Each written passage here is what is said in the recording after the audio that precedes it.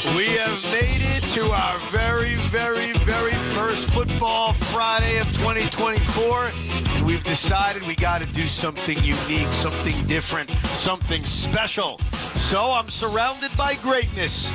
We are live from the Legacy Club here at Metlife Stadium, where there are busts of giant legends, helmets of giant legends, giant pictures of Tiki Barber.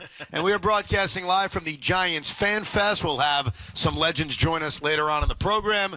But this is my first time here, Tiki, and this is someplace, man. Yeah, this Hall of Fame that the Giants set up is pretty cool to look at. I was walking around seeing all of the legendary busts, those Hall of Famers, and I see Tom Landry's bust up there. That's right. Like, what the heck is Tom Landry? I kind of forgot he was a DB for the Giants before he became a Hall of Fame head coach. But he played for the Giants, so his bust is over there. Saw the Tisches and the Mara, Wellington Mara Memorial, which was great, and it brings back a ton of memories. They have a picture over there with all of the grandkids on the field at one of the games, and you could tell what era it was because there are 21 jerseys and 92 jerseys.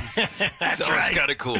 That's right. It's a very, very cool spot. We'll be here all day. It's also a very unique day because the New York Yankees are playing this afternoon in Chicago against the Cubs. So if you turned on the radio and you're like, I'm glad I'm hearing Tiki's voice, I'm sort of glad I'm hearing Evan's voice, but where the hell are the New York Yankees? Do not worry. The New York Yankees are on AM 660. We will keep you posted throughout the day. You can certainly go back and forth. We'll be talking a lot of football, a little bit of baseball, mostly football, but the Yankee game is on 660. You can find it on the Odyssey app as well. So it is a rarity. We appreciate the Yankees doing it. Yankees didn't have to do it. They're very, very kind, and they've agreed to let us broadcast while they're on the air playing an afternoon game against the Chicago Cubs. And we will get to the Yankees a little bit later on. As I was driving here and I saw MetLife Stadium, that beautiful, beautiful stadium in the distance, and as I started walking inside and I started thinking about football, I started thinking about the New York Giants, a team that plays on Sunday against the Minnesota Vikings. And both you and I have some optimism about this season. Now, that's not something I always have as a fan, but I have it this year, and I started thinking about 2022 because there are a lot of similarities to Brian Daboll's first year he was here where there were no expectations. No one expected the Giants to be any good. Right. Daniel Jones was coming off a year in which he missed a bunch of time, and the Giants were a horrific offensive team. Now, obviously, the big difference is they fired the head coach, they fired the general manager, but they came into 2022 with very limited expectations, similarly to this year. In fact, the over-under for this season, the one that begins on Sunday, is actually lower than the one from 2022. Wow. And I was thinking about myself, think about yourself, and thinking about the roster from that team 2 years ago to the team now. I can see how this Giant team can be good.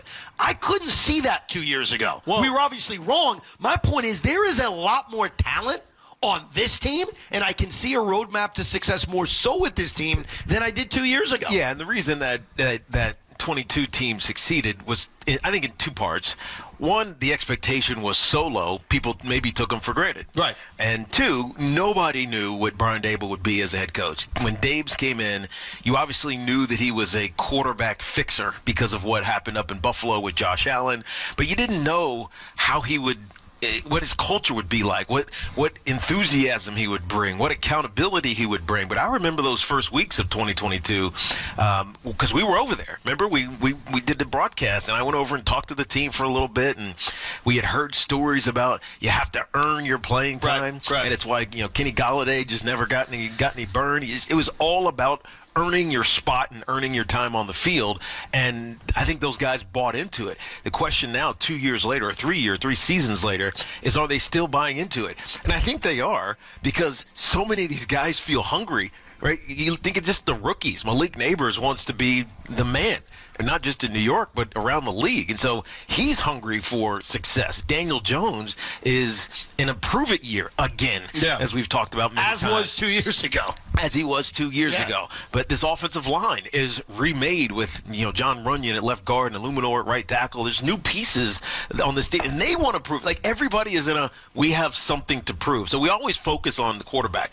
We always focus on Daniel Jones and what that means, what this season means for him. But I think it's it's kind of everybody on this team they're in that urgent, we have something to do, not just, hey, let's just show up and try to do our jobs well. Yeah, no doubt. It's weird to me, and I don't want to go based on just an over-under, because an over-under is a number that's set up in Vegas, and we all bet on it. I go by, I guess, talking to Giant fans and hearing from Giant fans. There are not high expectations for this season. Right. There just isn't. And we'll hear from Giant fans throughout the show. Of course, the toll-free number is 888-808-1019. I look at this roster, and I can see what their identity is. I don't think it's that stunning. I think they have a chance to have a very good, to maybe, dare I say, elite defensive line. Right. I think they have a chance to have a ferocious pass rush. Now, do they have flaws? Yeah. Or do I have some questions about their secondary? Of course. I think we all do. But I think when you look at the talent level on defense, I can see pretty easily how that becomes the identity of this team. Right. That's the strength. No question about it. Like, coming into the year 2 years ago, when I tried, because I always try as a football fan, how can this team be good? How can we all be wrong?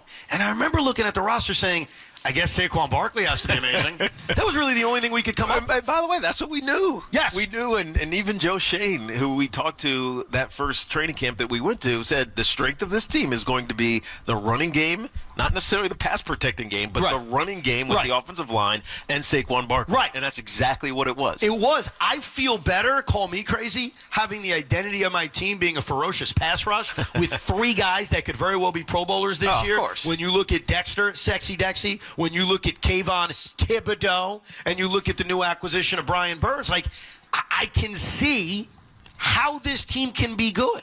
I couldn't see that 2 years ago, and so I'm surprised that the expectations for this Giant team are actually worse than the one from 2 years ago. I think part of that is most people who are outside of this don't believe that they've caught the Philadelphia Eagles, regardless of the Philadelphia Eagle flaws or whatever issues started at the middle of the season. Because not forget, they started 10-1 last year, the Philadelphia Eagles, and they just kind of fell apart. So whatever issue is there, people are ignoring it. People don't believe that they've caught the Dallas Cowboys because of how good with Dak Prescott, who was second, I believe, in the MVP last year, and CeeDee Lamb, who just got paid, and Micah Parsons on the defensive side of the ball. Even though they have flaws, people don't believe that the Giants have caught them yet. And when you look at the Giants, there's the biggest question mark that you don't want on any team. That is quarterback. And so when you look at the quarterback, it becomes the overarching narrative of a team, even if that's a false narrative, even if that's fake news. Yeah, so catching the Philadelphia Eagles and the Dallas Cowboys, that's not a necessity. Now, it's something you certainly want to see as a Giant fan. I think everybody's sick and tired of getting embarrassed by two franchises that you despise. Especially by the Cowboys. But one thing that was proven 2 years ago was you don't have to catch them. They never caught them 2 years ago, but they were good enough to win 9 games and make the playoffs. So, yeah, obviously the ultimate goal is to not just be decent. It's not to just be in the hunt. It's to catch your division rivals and win a division championship. But that doesn't have to necessarily be the bar to have a competent, relevant season. And that's all I'm talking about. Like, I don't think they're winning the Super Bowl. I don't think they're winning the NFC East. But I think, and I can see their roadmap to being very similar to what they did 2 years ago. I can too. I look at the roster, and on almost every level outside of, and I have to be honest about this, as much as I respect Devin Singletary, he's not Saquon Barkley. No. And that's okay. Well, that just means he's not a home run hitter. Yeah. That means he's not going to go 70 or do something that's overly spectacular. But the one thing I love about Devin Singletary is that he's damn consistent. And you know exactly what you're getting. He's finishing forward. He's not wasting steps or yards to try to make big plays. He's getting what is given to him. And that's why he was so successful early in his career up in Buffalo, which is why he's here now. And then last year in Houston, when he had to fill in for Dameon Pierce, who got hurt, he was actually better. He made their offense actually more dynamic. He's a solid, reliable player. Exactly right. But I look at the wide receiver room. It's far better, or at least it should be far better, especially if your guy, Malik Neighbors, lives up to even 45% of the hype that's being placed on him. The wide receiver room should be better. I think the offensive line should also be better, because 2 years ago, they were relying on a first-round pick named Evan Neal to be really good. Well, we found out he's not really good. He stinks. But they've added veterans to improve this offensive line. We talked about how good this pass rush can be. They've got major questions in the secondary, no doubt. They've got flaws, but I think roster-wise, I can understand how they can be good as compared to 2 years ago. I agree. And that would, to me, if I was walking into a football season on Sunday, I'm not. I got to wait 24 hours for the Jets on Monday. But if I'm walking into a football season, I never want to give up. I don't believe in that crap. I don't think about tanking. I don't think about, well, we stink. I'm just hoping for progress. No, I want to win. That's nowhere near anybody's mindset right now. Nobody is thinking about that at all. Good. It's, as I said 2 days ago, every football team and at the beginning of the season, every fan base is delusional. You have to be. You believe that everything good is in front of you. And Tiki, you know why you should? Because of a year like 2 years ago. Of course. Because you don't know when you're going to shock the world and be solid. Of course. That's the beauty of football more than any other sport, I think. And you have a team in the Minnesota Vikings coming into town who I did a hit on KFAN this morning with Paul Allen. And they're still talking about 41 Donut. Really? They're still talking about 2000. That's 24 years ago. They got a lot of bad stuff. They're They should be still talking believing about it. I mean, look, they have similar issues because their receiving core is good, but it's beat up right now with Jordan Addison. He's repealing. TJ Hawkins he's going to be there. But TJ Hawkins, I think Addison is playing. Addison is playing, because he's appealing his suspension. But Yep. TJ Hawkinson is not there. Their rookie is banged up, or whatever. One of their other receivers is banged up. They have Sam Darnold, a quarterback who nobody knows what to expect from. You know what the real key to me is? As we get into this game, and we'll go deeper into the Giant game against the Vikings as the show rolls on, it goes back to what the strength of the Giant team is going to be. You know, one way to, I guess, make you get away with not having the strongest secondary in the world, especially corners matching up with someone as elite as Justin Jefferson, is putting the quarterback on their derriere and getting pressure on him. And that is the formula that, the Giants are going to have to use throughout the season, but certainly the formula on Sunday, and that's how I think they can be good. That's how I think the Giants can surprise people, because I don't go into every year thinking a team's going to be better than they are. Last year, I thought the Giants were going to disappoint you all. It turned out to be right. This year, I think it's the complete opposite. Because you were being a hater last year. I was right. I was being real. But you were still being a hater. Stop it. You know what it is sometimes in the NFL? Hold on. You were right. But you were hating when you said it. I was being honest. It was the beginning of the season. So? As I said, as a fan base, as an organization, as a team, you got to be delusional at the beginning of the season. Well, you as a fan should be delusional, but I'm just being honest and saying, hey, I don't think they're going to be as good as you think. And I think a part of why this happens a lot in sports is the Giants were coming off a year in which they grossly overachieved. They accomplished something nobody saw coming. Repeating that is really, really difficult. Now they're coming off a year in which they clearly went backwards. But I'm looking at it and saying they're not as bad as maybe some think they are. And that's why I see this team being competitive this year. I don't think they're going to make the playoffs. I'm not going to give you that. But I think they're an in-the-hunt team that can win 8 games. They're not making the playoffs, but they're going to be competitive. I don't know if they're going to make the playoffs. Maybe they will. I thought you were about to say they're going to make the playoffs. But I do believe that they're going to be competitive. Even when they were compromised talent-wise last year, they played hard. I thought that being in this room, this beautiful, wonderful legacy room, looking at these helmets, looking at these busts, looking at these beautiful gold jerseys that someday you may wear, I think you were thinking to yourself, you know what, screw it. They're making the playoffs. Well, I mean, I could say they're making the playoffs. Just say it, Tiki. But does it matter?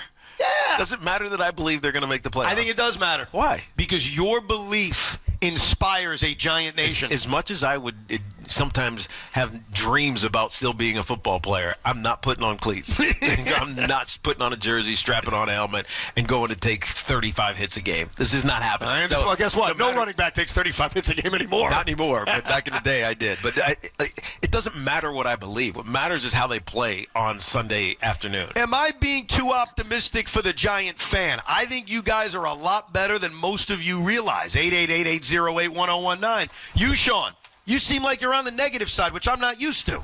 Why do you think they're going to be a sub-500 team? Well, I did think they were going to be a sub-500 Oh, you've been converted! I didn't know when we were changing our final record predictions for this. Giants are going to be spunky. The Giants are going to be competitive. And frankly, it's gone too far the other way. Tiki hit on it with the quarterback. I think the outside world has gotten, I'm going to use the word lazy with their analysis of the New York Giants. They are so much more talented than they were 2 years ago and than they were last year. Yes, losing Saquon Barkley is a big bulk of this.